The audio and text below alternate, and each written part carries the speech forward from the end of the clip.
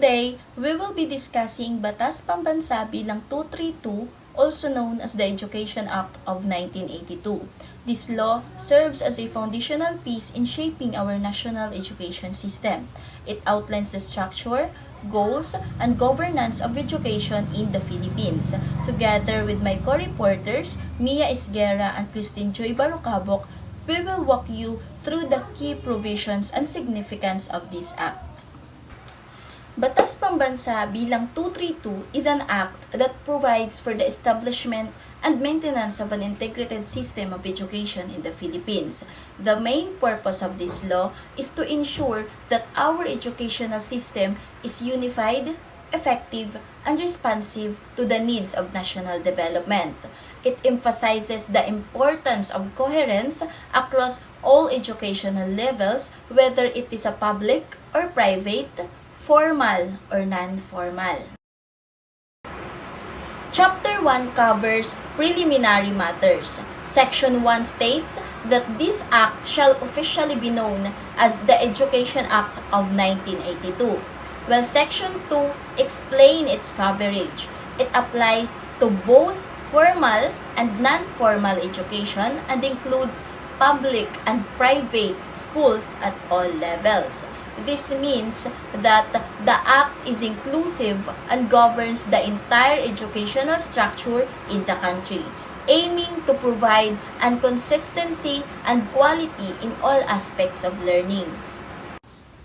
Chapter 2 focuses on the declaration of basic state policy and objectives.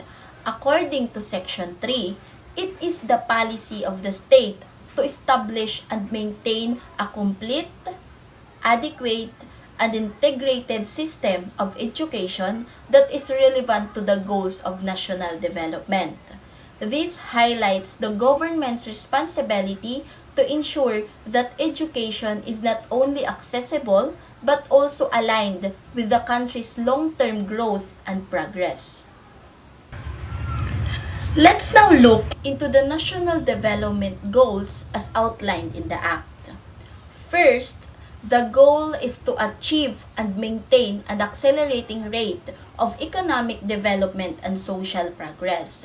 This emphasizes the role of education in driving economic growth and social improvement.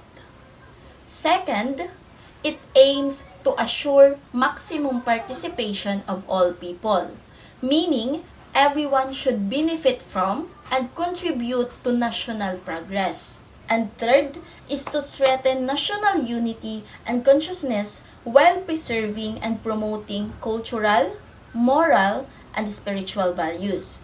Education, therefore, is not only economic but also deeply cultural and ethical in its purpose. The educational system has also specific objectives.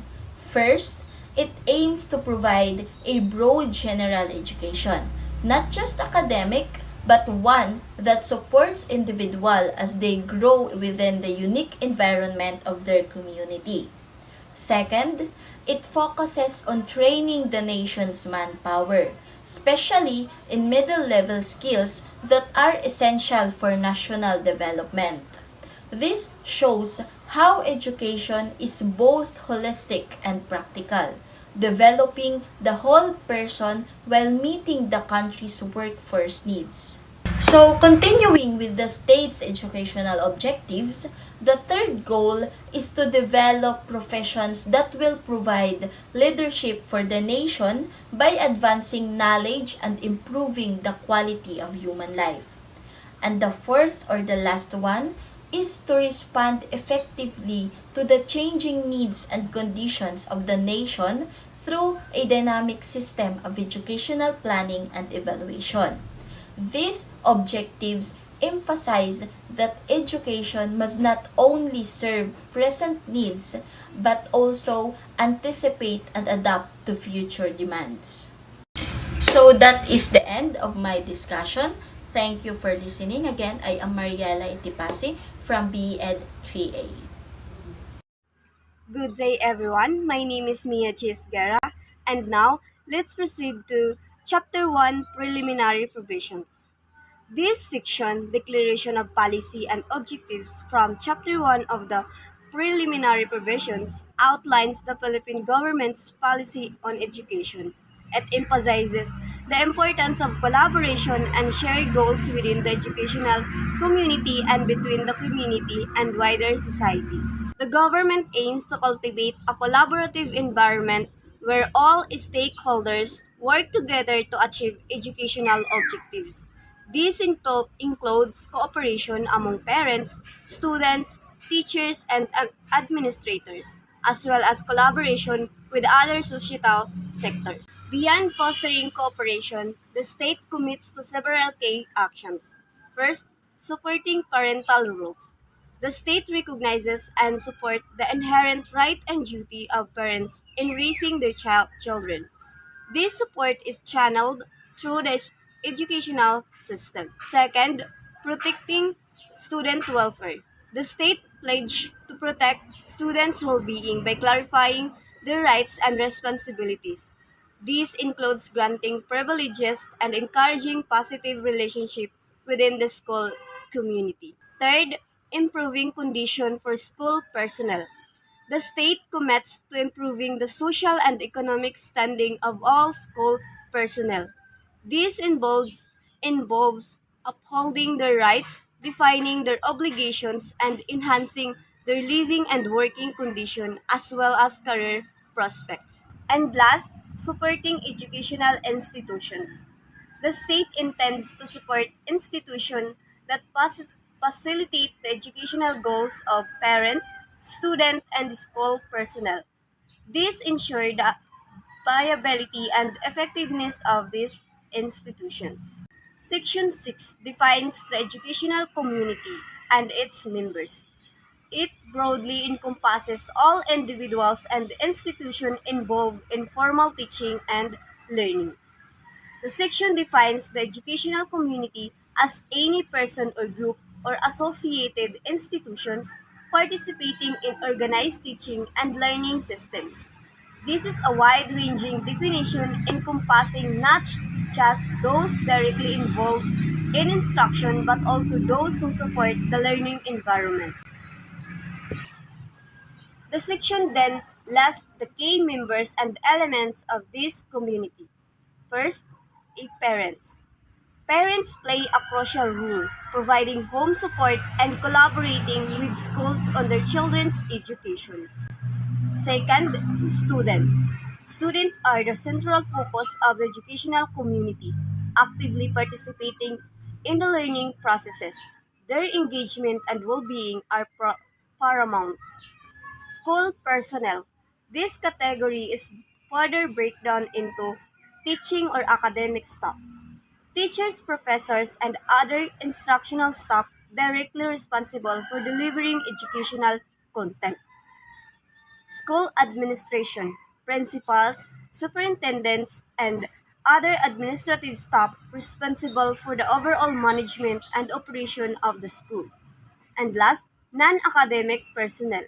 This includes support staff such as librarians, counselors, custodians, and administrative assistants, all crucial for the smooth functioning of the school. And for schools, the physical institutions themselves providing the infrastructure and environment for teaching and learning.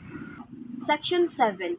The provided text outlines the Philippines government policy on education, emphasizing collaboration among all stakeholders. It defines the educational community broadly, including parents, students, various school personnel, and the schools themselves. The policy mandates the establishment of communication channels, such as PTAs or school councils, to ensure active community participation in addressing relevant educational issues.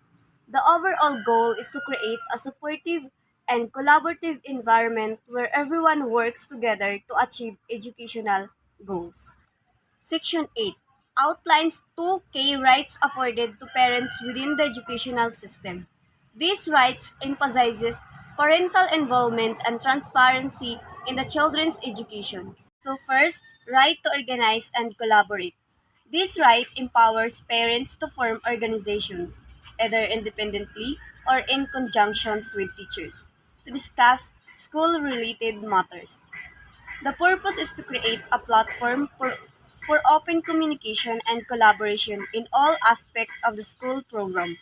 This includes participation in the planning and execution of school initiatives, ensuring that parents' perspectives are integrated into the decision-making process that programs effectively meet the needs of students. The emphasis is on fostering a partnership between parents and teachers to improve the educational experience. And second, right to access official records. These rights guarantees parents access to any official school records directly pertaining to their children. This ensures transparency and allows parents to stay informed about their children's academic progress, behavior, and any other relevant information documented by the school. This access facilitates effective monitoring and participation in their children's education and enables parents to advocate to their children's best interests based on accurate and complete information. The scope of this right likely includes academic transcripts, attendance records, disciplinary action, and other relevant documents. The specific types of records accessible may be subject to further clarification within the overall legal framework. Section 9 details a comprehensive list of students' rights within a school setting covering academic, personal, and social aspects of their educational experiences. These rights aim to ensure a fair, equitable, and enriching learning environment. So first, right to quality education. Students have the right to receive a high-quality education delivered through competent instructions, aligning with national educational goals and fostering their personal growth and dignity. This encompasses both the curriculum and the teaching methods employed. Second, right to choose field of study.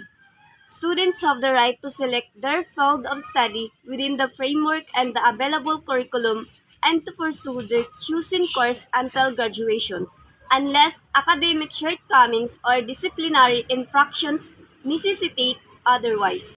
Right to guide and counseling. Students are entitled to access school guidance and counseling services to assist in making informed decisions about their future academic and career paths aligning with their abilities and interests. Right to access school records. Students have the right to review their own school records with the school obligated to maintain the confidentiality of this information. This allows students to monitor their academic progress and address any inaccuracies or concerns. Right to timely issuance of documents.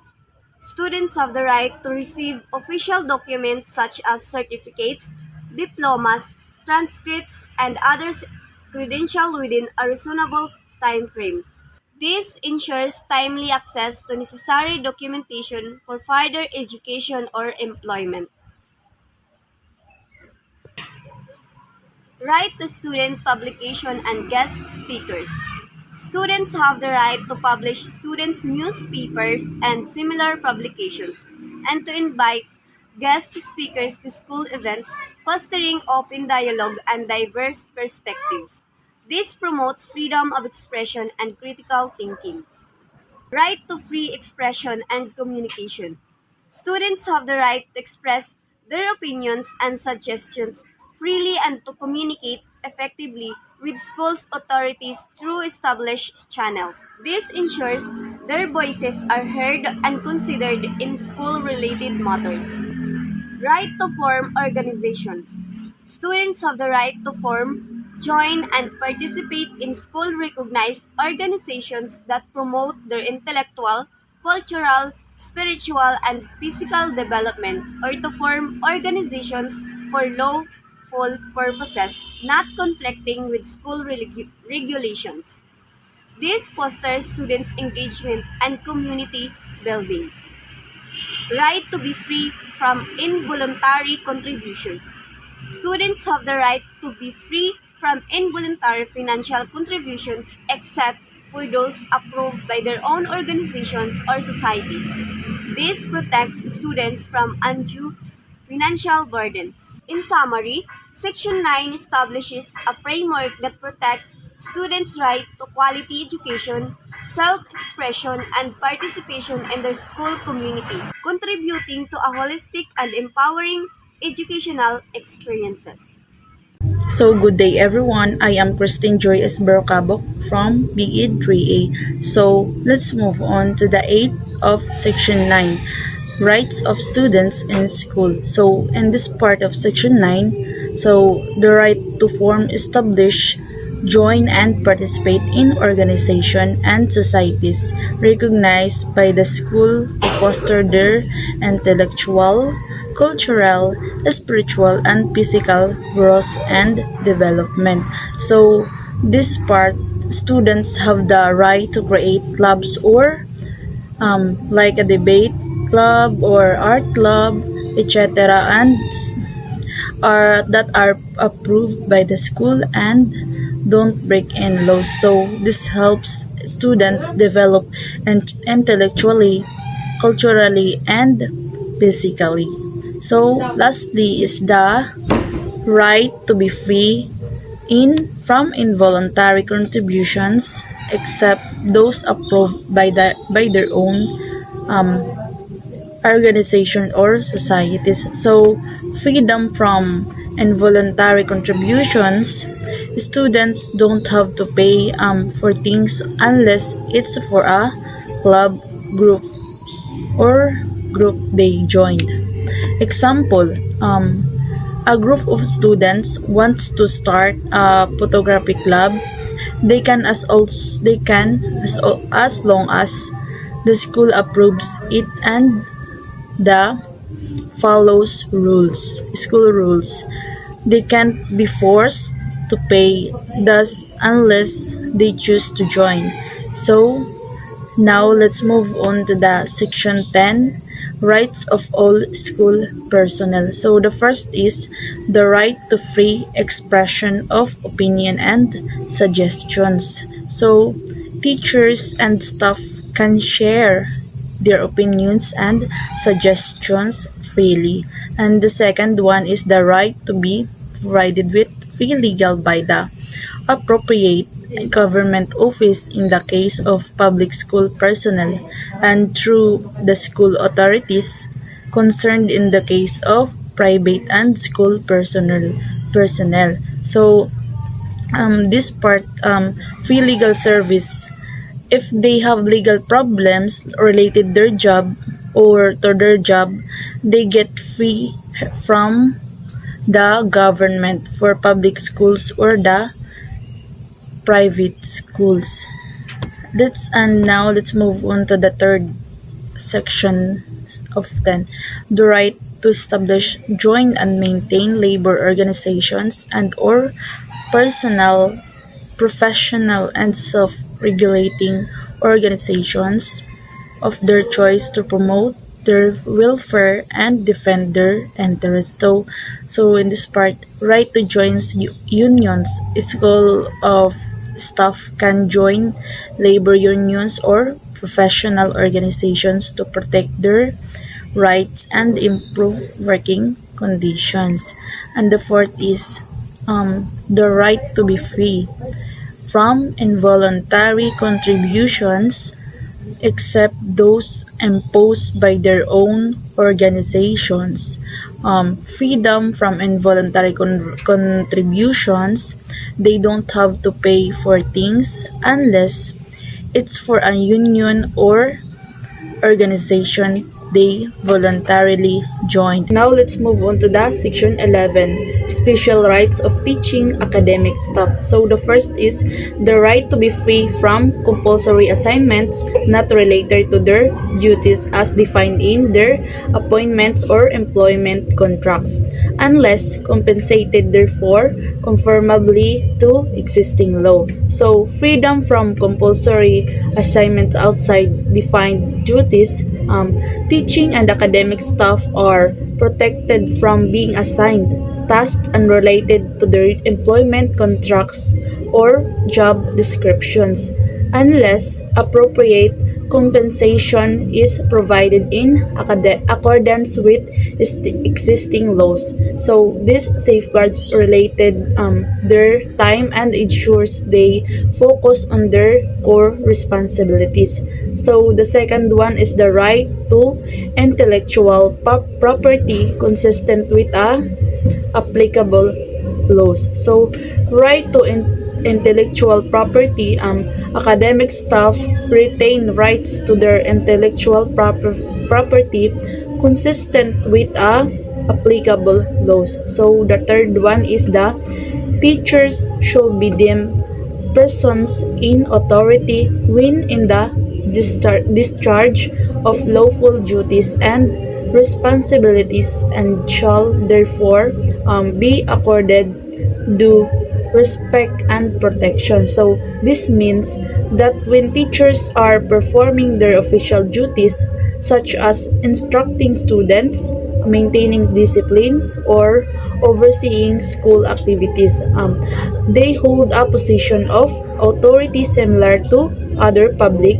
officials. And the fourth one is the teacher should be accorded the opportunity to choose alternative career lines either in school administration, in classroom teaching, or others for purposes for career. So this provision ensures that teachers are not confined to a single career path. Instead, they should have the option to pursue different rules within the educational system. So now let's move on to the section 12, special rights of school administrators. So school administrators shall in accordance with existing laws. So regulation and policies of the Ministry of Education, Culture and Sports be accorded sufficiently administrative discretion necessary for the efficient and effective performance of their functions. So, administrative discretion, school administrators are granted sufficiently administrative discretion. So, this discretion is to exercise in accordance with existing laws. So, regulations and policies set forth by the Ministry of Education, Culture, and Sports. The purpose of this discretion is to ensure the efficient and effective performance of their functions. So this implies that administrators have the necessary autonomy to make decisions and manage their schools, provided they adhere to established guidelines. And the second one is the person in authority. So, school administrators are considered persons in authority when they are carrying out their lawful duties and responsibilities. So, these designations is significant as it means they are to be accorded due respect and protection. So, this status grants them a level of legal recognition and safeguard their position while they are performing their official roles, underscoring the seriousness and importance of their responsibilities. Let's move on to the section 13, rights of school. So the first is the right of their governing boards or lawful authorities to provide for the proper governance of the school and to adopt and enforce administrative or management system. So this means right to proper governments, school governing boards or lawful authorities have the right to establish and enforce administrative or management system necessary for the proper governance of the school. So this ensures efficient and effective operations. So the second one is the right for institutions of higher learning to determine on academic grounds who shall be admitted to study, who may teach, and what shall be subject of the study and research.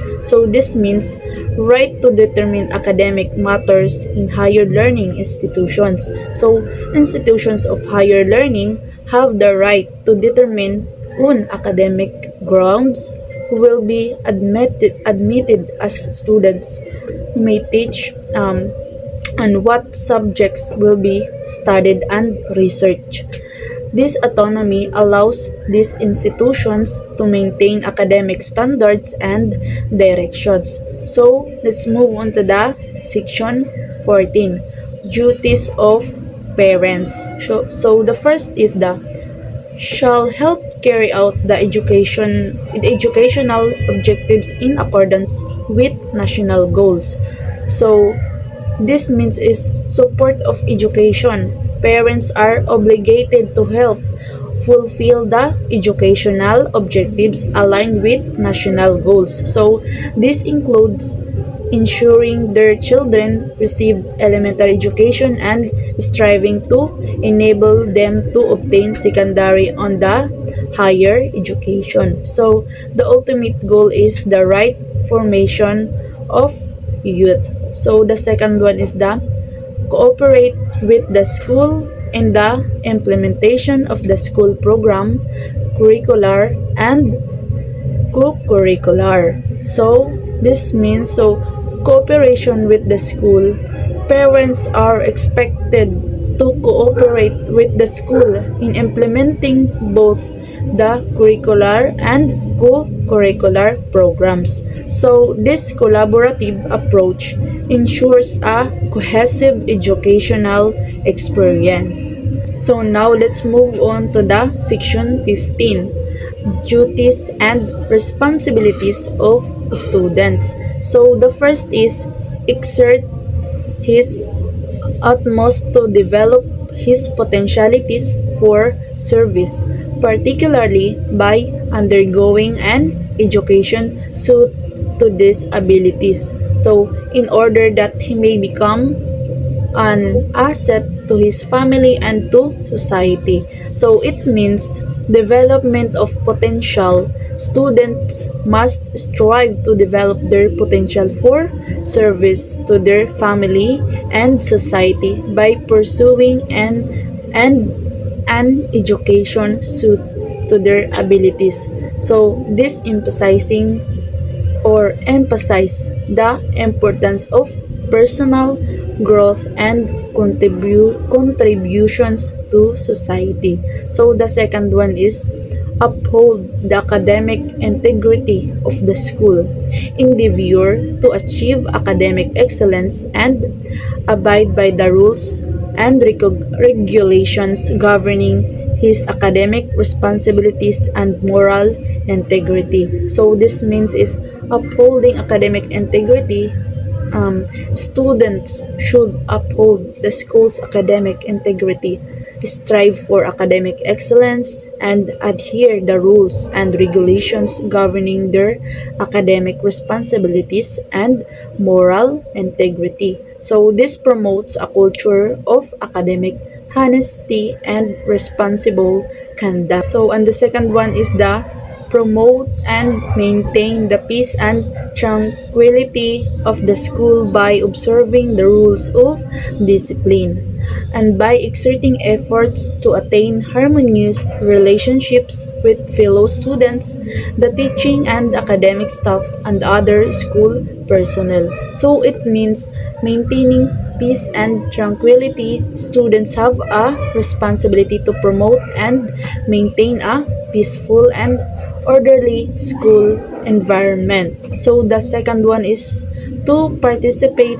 actively in civic affairs and in the promotion of the general welfare, particularly in the social, economic, and cultural development of his community and in the attainment of a just, compassionate, and orderly society. So it means active civic participation. Students are encouraged to participate actively in a civic affairs, and the promotion of general welfare. So the third one, and lastly, exercise his rights responsibly in the knowledge that he is answerable for any infringement or violation of the public welfare and of the rights of others. So it means responsible exercise of rights. Students are expected to exercise their rights responsibly, understanding that they are accountable for any actions that infringe upon the public welfare or the right of others.